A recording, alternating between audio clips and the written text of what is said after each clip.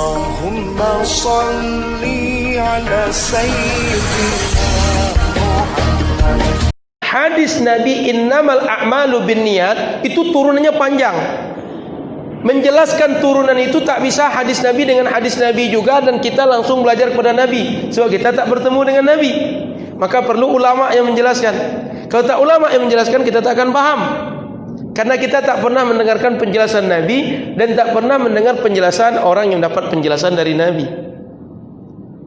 Maka kalau ada orang beramal langsung dengan Al-Quran dan Sunnah, pasti banyak salah melaksanakan agama, dan pasti banyak aneh dalam melaksanakan agama. Kenapa?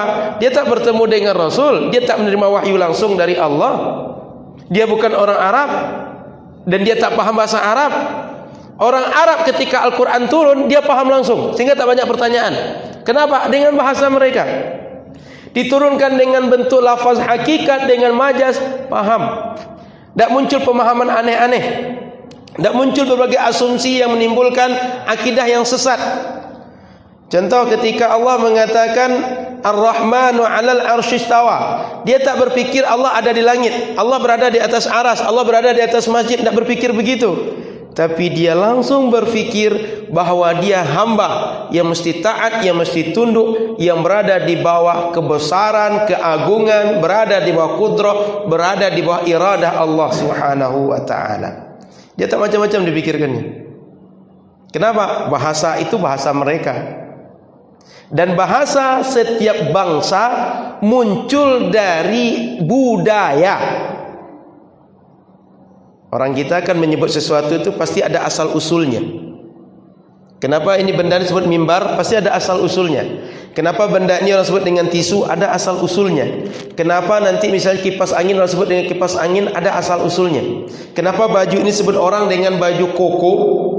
Kenapa baju kita orang Melayu disebut dengan teluk belanga? Itu ada asal usulnya. Ada filosofi di balik setiap kata yang digunakan.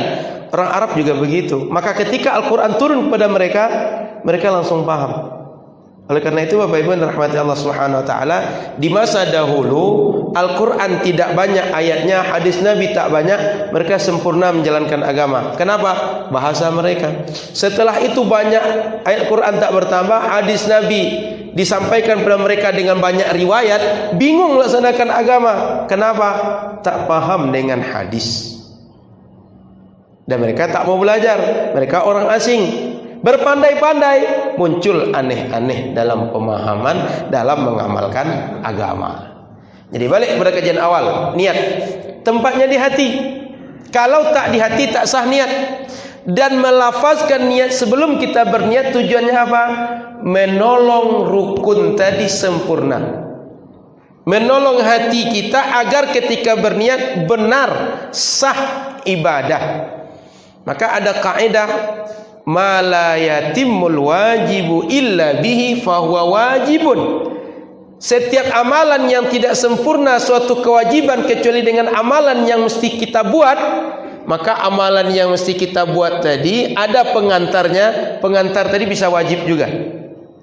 Maksudnya wudhu tadi, rukun niat tadi, tidak sempurna niat di hati kalau tidak kita lafazkan.